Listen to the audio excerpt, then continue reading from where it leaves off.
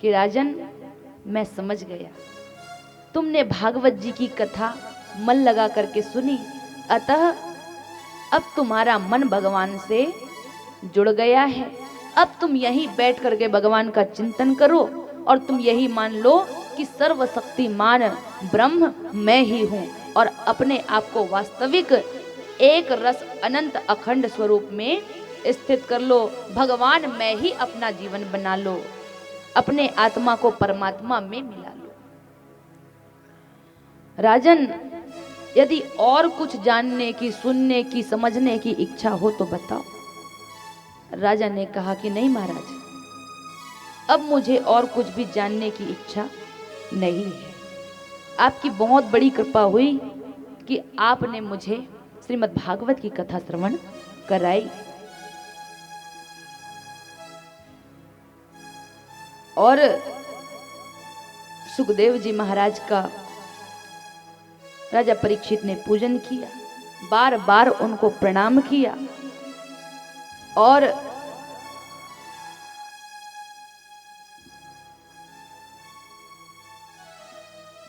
सुखदेव जी महाराज खड़े हो गए और खड़े होकर के राजा के सिर पर हाथ रखा, आशीर्वाद दिया और कहा कि राजन, तुम्हारा कल्याण हो। और ऐसा कहकर के वहां से सुखदेव जी महाराज चले। राजा वहीं पर बैठ करके भगवान का चिंतन करने लगा। और इधर कितने बड़े बड़े महान संत, ऋषि, मुनि, ज्ञानी, ध्यानी सभी आकर के राजा के पहरेदारी में लग गए कि आज तक्षक आने वाला है, राजा को डसने के लिए आने वाला है। और इधर से जो है तक्षक भी निकला और बीच में जो है कश्यप जी मिल गए उनको, जो राजा परीक्षित को जिलाने जा रहे थे। कश्यप डसता, सॉरी, ये तक्षक डसता और कश्यप जी महाराज उसे जिला देते। तभी बीच में इन दोनों ने अपने अपने बल का जो है प्रभाव दिखाया। तक्षक ने एक बड़ा सा पीपल का पेड़, जिसमें कितनी सारी चिड़िया जो है चहचहा रही हैं, उसमें एक लकड़हारा भी है जो लकड़ी काट रहा है, और ऐसे वृक्ष को उसने जला करके भस्म कर दी। और तभी कश्यप जी महाराज ने अपने मंत्र के द्वारा, अपने बल के प्रभाव से उस पीपल के वृक्ष को बिल्कुल सही सलामत कर दिया, जीवित कर दिया। चिड़िया चहचहाने लगी और वो लकड़हारा भी लकड़ी काट ही रहा है। और तब तक्षक ने कहा कि महाराज, आपको आखिर मिलेगा क्या जब आप राजन को, राजा परीक्षित को जिला दोगे। और तब कश्यप जी ने कहा कि मुझे धन मिलेगा बहुत सारा। और तब तो तक्षक ने बहुत सा धन का लालच देकर के कश्यप जी महाराज को वापस कर दिया और खुद जो है यहाँ पर ब्राह्मण का वेश बना करके जाने लगा। तो वहां पर तो अब ब्राह्मणों का भी जाना मना हो गया है। तो फिर एक फल में जो है वो कीड़ा का रूप धारण करके घुस गया और डलिया डलिया वहां पर फूल जा रहे हैं, फल जा रहे हैं।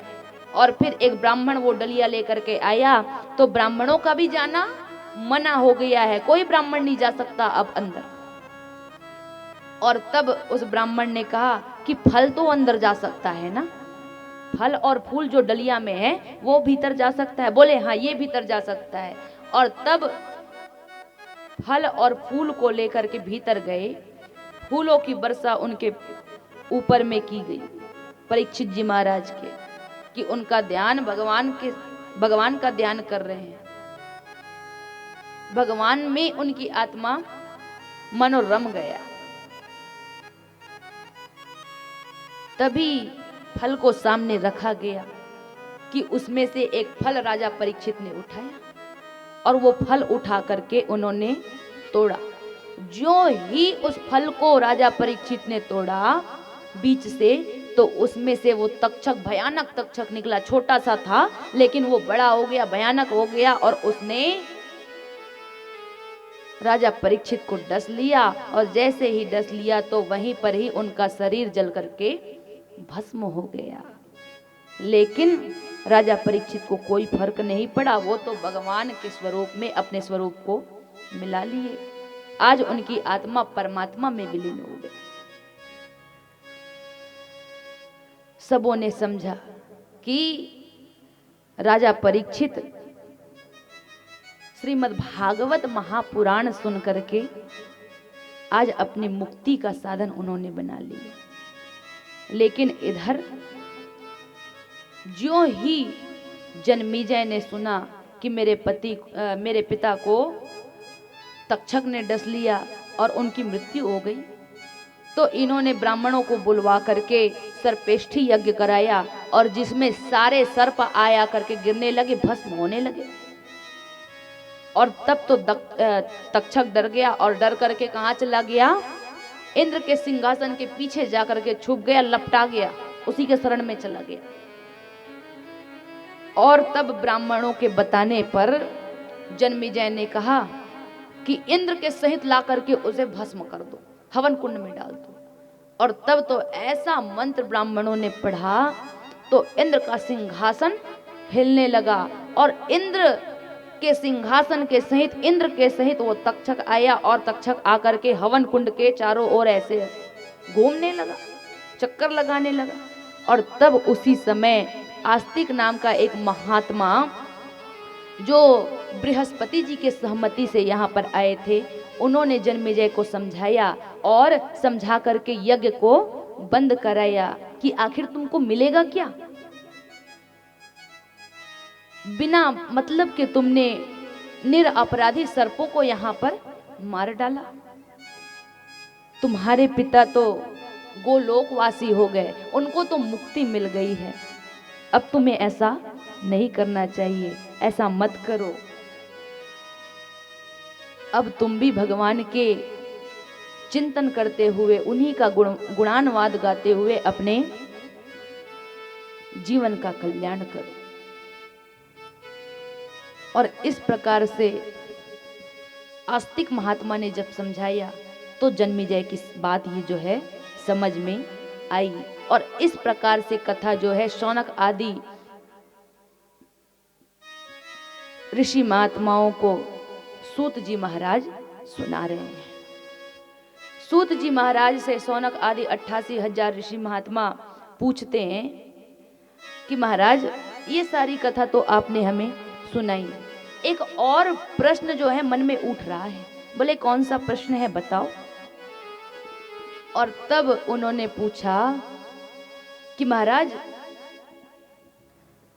हमने सुना है कि मार्कंडेय ऋषि ने महाप्रलय देखा है और वो तो हमारे ही साथी हैं, हमारे ही साथ के संत हैं, और अभी तक तो कोई ऐसा महाप्रलय हुआ ही नहीं, तो उन्होंने महाप्रलय कैसे देख लिया? उन्होंने महाप्रलय कैसे देख लिया? और तब सूत जी महाराज बताने लगे कि उन्होंने असली महाप्रलय नहीं देखा, उन्होंने नकली महाप्रलय देखा।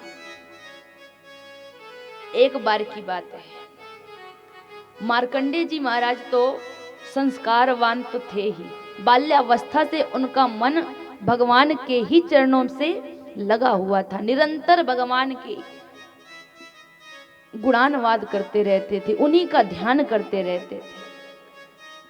एक बार भगवान उनकी कठिन तपस्या से जो है प्रसन्न होकर के उन्हें दर्शन देने आए और तब मार्कंडेय ऋषि ने उन्हें प्रणाम किया और प्रणाम करके जब खड़े हुए थे तो भगवान ने कहा कि वर मांगो, मैं तुमसे बहुत प्रसन्न हूं। तब मार्कंडेय ऋषि ने यह कहा कि भगवान मुझे आपकी माया देखनी है, मुझे आपकी माया देखनी है। और तब भगवान ने कहा कि ठीक है, हम अपनी माया तुम्हें अवश्य दिखाएंगे। और ऐसा वर दे करके भगवान जो है अंतर ध्यान हो गए और मार्कंडेय ऋषि पुनः तप में बैठ गए। एक दिन की बात है, जब वे तप कर रहे थे तो सायंकाल के समय मार्कंडेय जी पुष्पभद्रा नदी के किनारे बैठे तप कर रहे हैं कि काली काली घटाएं छा गई और भयंकर गर्जना के साथ में मूसलाधार बारिश होने लगे और देखते ही देखते सारी पृथ्वी जो है जलमग्न हो गई। मार्कंडेय जी पानी में डूब गए और कभी ऊपर कभी नीचे, कभी ऊपर कभी नीचे ऐसा हो रहे हैं।